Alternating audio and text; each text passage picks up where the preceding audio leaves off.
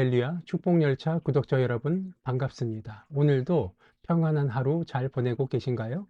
우리는 모두 행복해지고 싶어 합니다. 그런데 진짜 행복이란 게 무엇일까요? 돈이 많으면, 성공하면, 아니면 멋진 인생을 사는 것을 행복하다 말하는 것일까요? 사실 그 모든 걸 이뤄도 여전히 마음이 허전할 때가 있습니다. 그래서 오늘은 행복의 비밀에 대해 이야기해 보려 합니다. 우리가 흔히 놓치고 있는 하지만 정말 중요한 이야기를 나누고자 합니다. 오늘 성경 본문 말씀 시편 37편 3절로 7절 말씀입니다. 여호와를 신뢰하고 선을 행하라. 내가 땅에 머무는 동안 그의 성실함을 먹거리로 삼을지어다. 또 여호와를 기뻐하라. 그가 내 마음의 소원을 내게 이루어 주시리로다. 내 길을 여호와께 맡기라. 그를 의지하면 그가 이루시고 내 의를 빛같이 나타내시며 내 공의를 정오의 빛같이 하시리로다. 여호와 앞에 잠잠하고 참아 기다리라. 자기 길이 형통하며 악한 꾀를 이루는 자 때문에 불평하지 말지어다. 아멘. 자, 오늘 성경 본문 말씀 시편 37편 3절로 7절까지의 말씀이었습니다. 이 말씀을 통해 보자면 첫째로 3절에서 여호와를 의뢰하고 선을 행하라라고 이야기하고 있습니다. 쉽게 이야기하면 하나님을 믿고 우리가 할 수 있는 선한 일을 꾸준히 하라고 이야기하고 있는 것입니다. 예전에 제가 들었던 이야기가 있습니다. 30대의 한 직장인 한 분이 계셨어요. 회사에서 정말 열심히 일을 했는데 억울하게 상사에게 나쁜 평가를 받았습니다. 그 순간 얼마나 속이 상했겠습니까? 그런데 그분은 분노하거나 원망하지 않고 그냥 묵묵히 자기 일을 성실히 해 나갔대요. 그러면서 마음속으로 기도를 했죠. 시간이 지나고 나서야 그의 성실함을 알아봐주는 상사가 나타났고 결국 더 좋은 기회를 얻었다고 합니다. 우리도 종종 억울한 일을 겪을 때가 있습니다. 그럴 때 하나님께 맡기고 내가 할 수 있는 선한 일을 계속해 보시기 바랍니다. 하나님은 분명히 우리의 성실함을 보고 계실 것이기 때문입니다. 이 이야기는 우리가 흔히 삶을 살아가면서 우리가 직접적으로 흔히 겪을 수 있는 일들입니다. 우리가 불의한 일을 당해서 그 불의한 일을 당한 순간에 화를 내고 항의를 할 수 있어요. 하지만 믿는 자들은, 하나님의 자녀는 일단 한번 참고 하나님 앞에 나의 분함을 토로하고 나의 억울함을 하나님께 호소하며 당장 그 앞에서 화를 내는 것이 아니라 보다 나은 내일을 바라보며 기도로써 묵묵하게 참고 이겨나가는 것입니다. 이것을 통해서 하나님께서 우리의 믿음을 시험하시고 우리의 믿음이 어디까지 뻗어 있는지 보시며 우리가 어디까지 축복을 감당할 수 있는지 하나님께서 우리를 시험하심을 깨닫게 되시기 바랍니다. 이어지는 두 번째는 4절에서 여호와를 기뻐하라 라고 말을 하고 있습니다.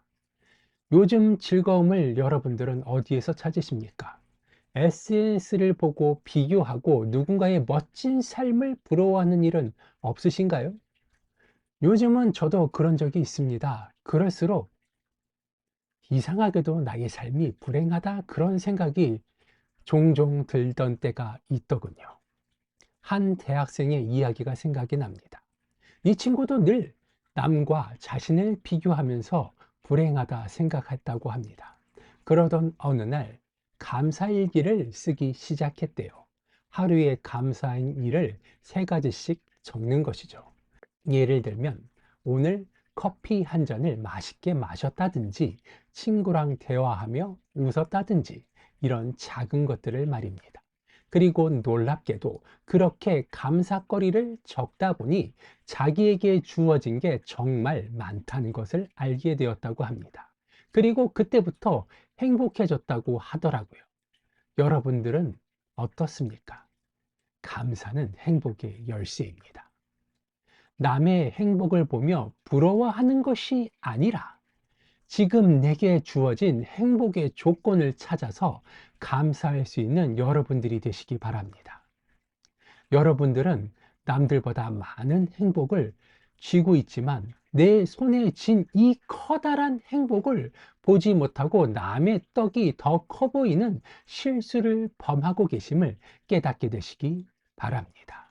마지막으로 5절에 보니 내 길을 여호와께 맡기라 이야기하고 있습니다. 우리가 살아가다 보면 정말 풀리지 않는 문제들이 있습니다. 이건 내가 아무리 노력을 해도 안 되는구나 싶은 그런 순간들이 올 때가 있습니다. 한 창업자의 이야기를 들어본 적이 있습니다.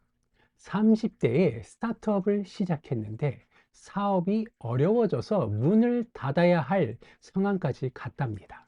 그때 이분이 하나님께 기도하며 모든 걸 맡겼다고 합니다. 그러면서 내가 할 수 있는 건 여기까지입니다. 하나님께서 이끌어 주십시오라고 기도했다고 합니다. 놀랍게도 그 다음 주에 예상치 못한 투자자가 나타나서 사업이 다시 일어나게 되었다고 합니다. 우리도 이러한 일들을 경험할 수 있음을 믿게 되시기 바랍니다. 내가 할 수 없는 부분은 하나님께 맡기고 주님을 신뢰할 때 놀라운 일들이 일어나는 것을 경험하게 되실 것이기 때문입니다. 아직은 내게 일어나지 않은 일이기 때문에 남들이 경험한 일이기 때문에 그렇기에 아직 내게 일어나지 않은 일들을 믿을 수 없다. 그렇게 이야기하시는 분들이 참 많으실 것입니다. 하지만 우리는 알아야 합니다. 우리는 하나님의 자녀요, 믿는 자라는 것입니다. 믿는다는 것이 무엇입니까? 단적으로 하나님을 신뢰하는 사람을 믿는 자라 이야기하는 것입니다. 그렇다면 여러분들은 하나님의 무엇을 믿고 계십니까?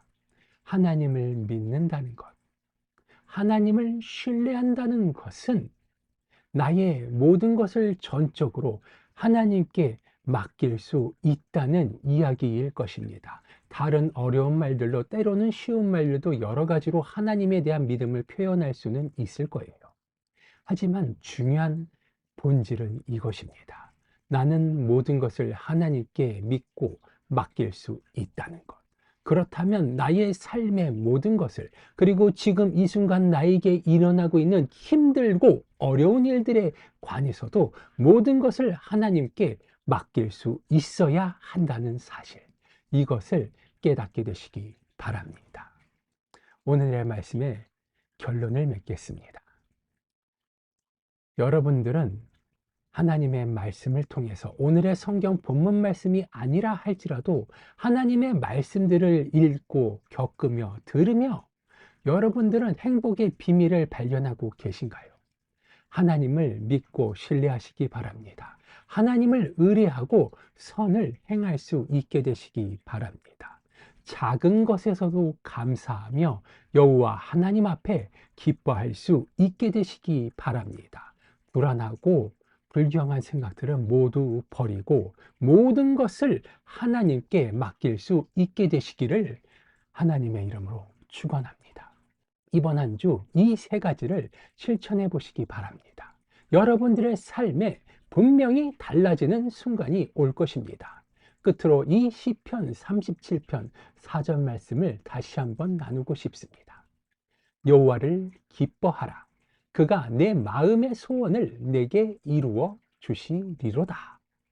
이 말씀이 여러분들의 삶에 실제가 되기를 소망합니다. 기도하시겠습니다. 늘 좋은 것으로 채워주시는 나의 아버지 하나님, 정말로 감사를 드립니다. 오늘도 이 아버지 하나님의 말씀을 통하여서 우리의 믿음이 실체를 가지고 굳건히 믿음의 기반이 되게 하여 주시옵소서. 여전히 믿음의 기반을 다지고 있지만 힘든 세상의 풍파 가운데 사가지고 낡아지며 우리의 믿음이 흔들립니다. 그렇지만 그러한 가운데에서도 아버지 하나님을 믿고 신뢰하며 나아갈 수 있는 믿음을 우리에게 주옵소서. 오직 아버지 하나님만이 우리의 믿음의 실체가 되게 하여 주시옵시고 그 믿음을 붙잡고 나아갈 수 있는 믿음의 자녀들이 될 수 있도록 아버지 하나님 믿음 더하여 주시옵소서. 늘 좋은 것으로 채워주시는 주님께 감사드리오며 나사렛 예수 그리스도의 이름으로 기도드리옵나이다. 아멘.